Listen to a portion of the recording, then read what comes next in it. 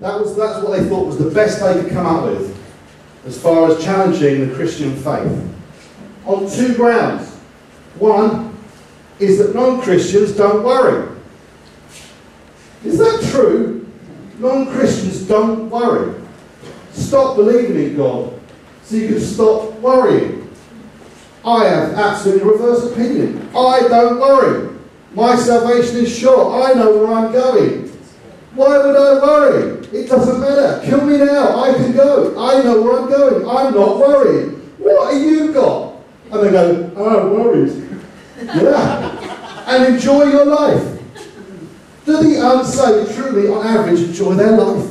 Do they really, honestly enjoy their life? Is this guy not watching the news?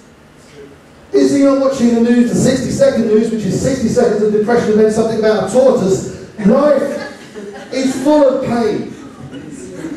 People do not naturally enjoy their lives. Life is a struggle without Christ. It has no purpose. It has no end game. It's just a wander around trying to get the best out of it you can until you're too old to do the things that you used to enjoy, and then it's just a walk to the grave. Is that joyful? Well, I'm going to start. Probably preach for an hour. Okay, preach it, brother. Right? But these are opportunities. These things are opportunities. Don't be afraid of these opportunities. La la la la la does not work. Do not go, atheists believe this, I'm not listening, you're foolish, I'm clever. That's not going to work. It's not going to work. When I see stuff like, you know, Dorky's bus, I think, hey, what an opportunity to have a chat with someone. And it's easy. Have you seen that bus? And they go, yeah, I've seen that bus.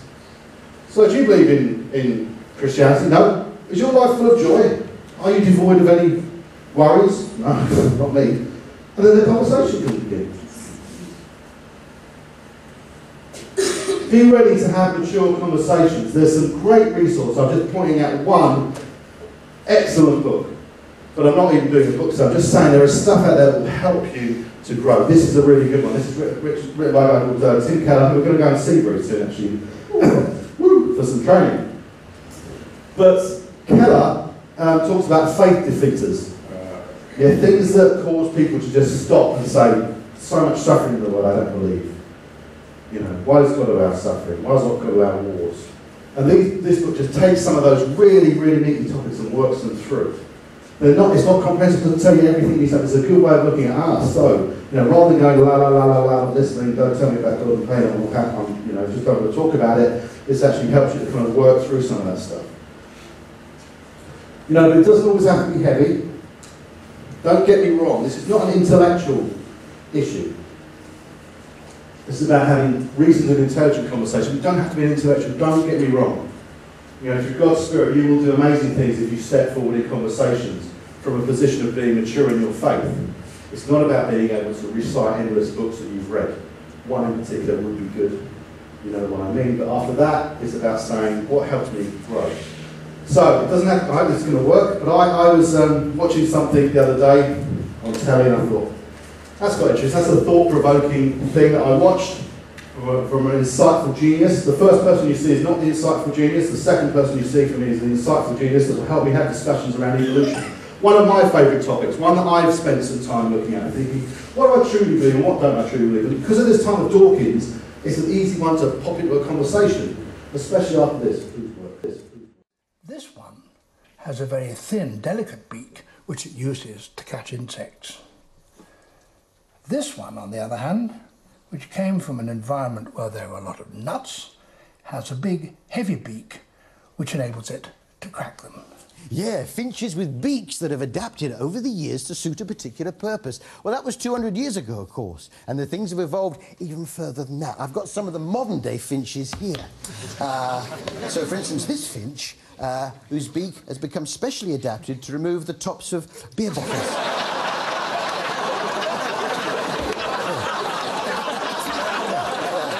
So it can feast on the tasty fluid within. Then there's this particular finch whose beak has evolved so it's able to release pound coins from shopping trolleys. Then there's this finch who's developed a beak in the shape of a USB memory stick. So able to back up its files. But of course, the most advanced finch beak of all is this, found on the Swiss Army finch. It's got a penknife, screwdriver, scissors, and a toothpick.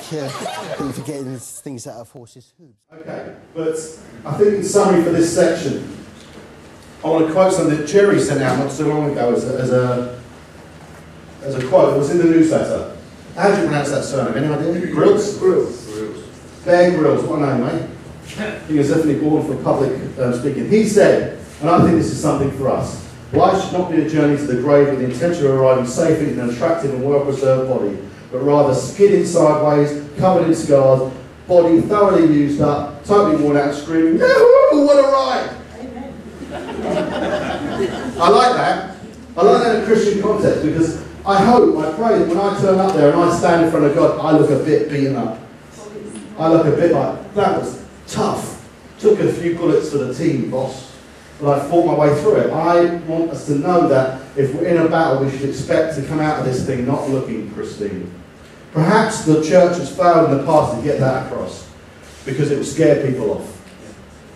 You mean I'm going to have to sort of go through some... Yeah, and in this society, at this time, man, you're going to have to go through some tough discussions, tough moments.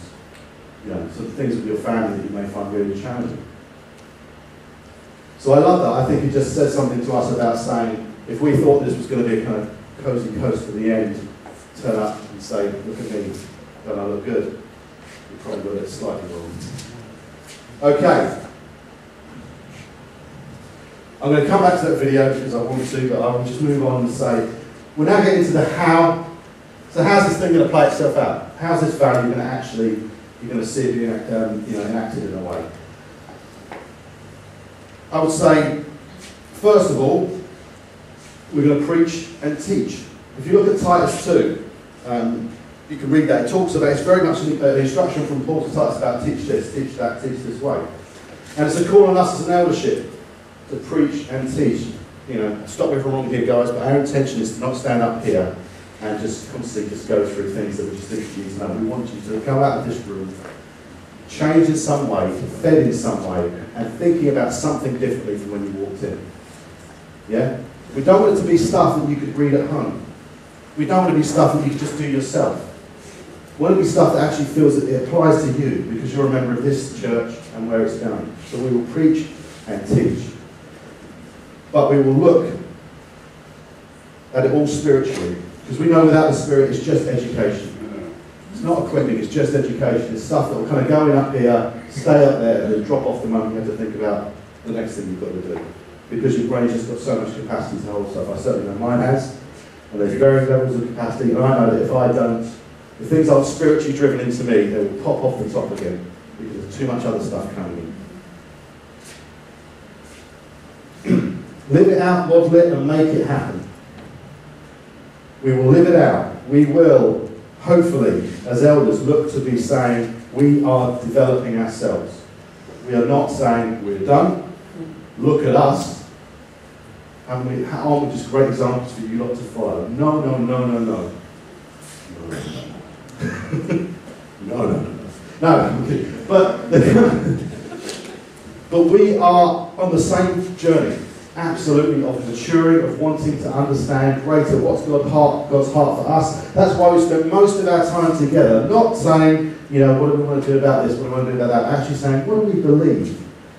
And what are we going to be about? And the thing we're doing next as an eldership team is, what do we see the next 3 to 5 years as being? And what do we do to look at that vision? How does it get acted out? And most of it demands us to grow. We're not saying, well, we should tell them a lot about it and they're going to get on with it. We're going to have to grow. And Craig said last week himself, as we go through these values, a lot of us are coming out of that bit, you know, I'm saying this stuff to a bunch of other people and it's challenging me.